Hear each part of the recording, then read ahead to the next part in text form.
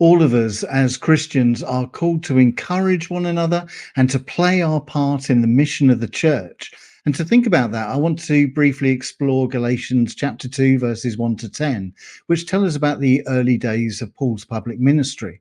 Now, after his conversion, Paul spent 3 years in Arabia and Damascus, and then he went to Jerusalem to meet with the disciples. But he didn't go alone. He took companions for support and encouragement.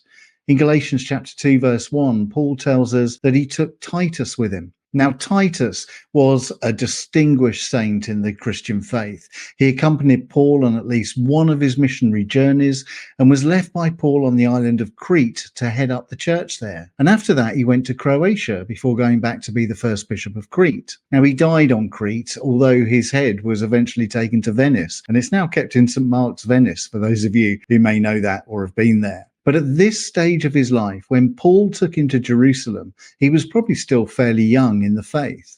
And Paul took someone else with him as well, his friend Barnabas. Now, unlike Titus, who was a Gentile, Barnabas was a Jewish believer. And the name Barnabas means son of encouragement. Now, Barnabas was a Cypriot, devoted to bringing the gospel to the Gentiles, and he was martyred in Cyprus in AD 61, roughly the same time that Paul was martyred in Rome. And Barnabas was the cousin of Mark, who wrote the gospel. And as his name implies, Barnabas had a profound ministry of encouragement. And that is such a beautiful ministry to have. A ministry of encouragement is one that we should all covet and strive for. You know, there's a real difference between critique and criticism. Criticism is destructive and seeks to undermine people, and it's contrary to the gospel way of living. But critique is an act of encouragement where we can sit with one another and gently find the right ways forward with God. Criticism is a personal attack on an individual. Critique considers the situation and is a positive attempt to develop that situation. Well, Barnabas knew the difference between critique and criticism, and he has been remembered throughout history for his beautiful ministry. So Paul went back to Jerusalem with his trusted friends Barnabas and Titus, and how different these two men of God were to the opponents that Paul met when he got there.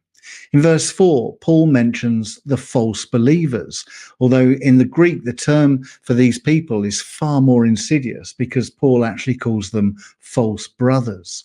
These people pretended to be in fellowship and love and charity with Paul, but all the while they were sniping about him behind his back, smiling to his face, but trying to undermine his ministry when his back was turned. And this is a clear indication to how insidious and wicked criticism actually is, because Paul doesn't call them weak brothers, he calls them false brothers. We cannot excuse criticism and undermining of others. It's an act of falsehood. Those who are in Christ do not criticize and undermine and slander others. Those who engage in such activities are not weak, they are false. We must be absolutely sure that we do not fall into such activity because it shows us up in the true light of unfaithfulness. Critique, yes. But criticize? No. And look at the methods these false brothers used in verse 4. Paul writes, they infiltrated our ranks to spy on the freedom we have in Christ Jesus and to make us slaves. They infiltrated, no doubt by pretending just how spiritual they were. They spied, no doubt getting involved in all sorts of activities, but with a poor motivation. And they wanted to enslave others, not free them. Their only concern was to make sure that the rituals were adhered to. Their only passion was for tradition, not living faith. They would rather enslave people to tradition rather than have them experience freedom in Christ. What a terrible contrast we have here in these first 4 verses. On the one hand, we have Titus and Barnabas who come with their ministry of love and encouragement. And on the other hand, we have these insidious ritual lovers whose only concern was to make sure the new Christians did as they were told and kept all the rituals and traditions fastidiously, regardless of the cost to their own experience and faith. These false brothers had to be opposed with every fibre of Paul's being. And so Paul says in verse 5, "We did not give in to them for a moment, so that the truth of the gospel might be preserved for you." Praise God for Paul's strength of character, because this was not an attack on new Christians so much as an attack on the gospel itself.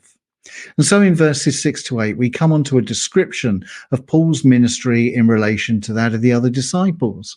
In verse 7, Paul says, "The disciples recognized that I had been entrusted with the task of preaching the gospel to the uncircumcised, just as Peter had been to the circumcised." Peter and Paul had the same message of salvation, but they ministered to different groups of people. And I think there is a lesson here for us that none of us can do everything on our own. We all have limited time and different gifts, and we need to use them wisely for the glory of God. I hope the days are now gone when Christian communities expect the priest or the minister to be multi-competent, always available, ministering effectively to each and every person within their care. It's such a silly ideal to expect that from any one person. And it's certainly an ideal that runs contrary to the gospel and contrary to the example of Peter and Paul in this passage.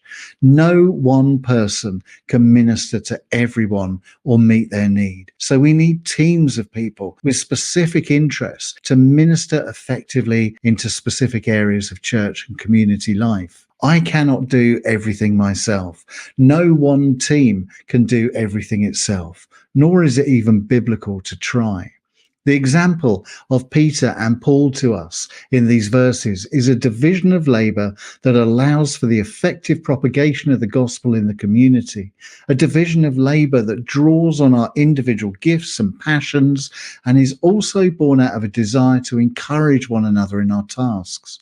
And we must be absolutely sure that there is no hierarchy of importance in the ministries of the church. A priest is no more important than those who clean the church brass. The administrator's role is no more important than the person who cleans the toilet. The family worker's role is no less important than that of the organist. The flower arranger's role is no less important than the pastoral visitors. We are a team of equals, all fulfilling our tasks, and we must never ever allow our egos to get the better of us and claim importance or hierarchy.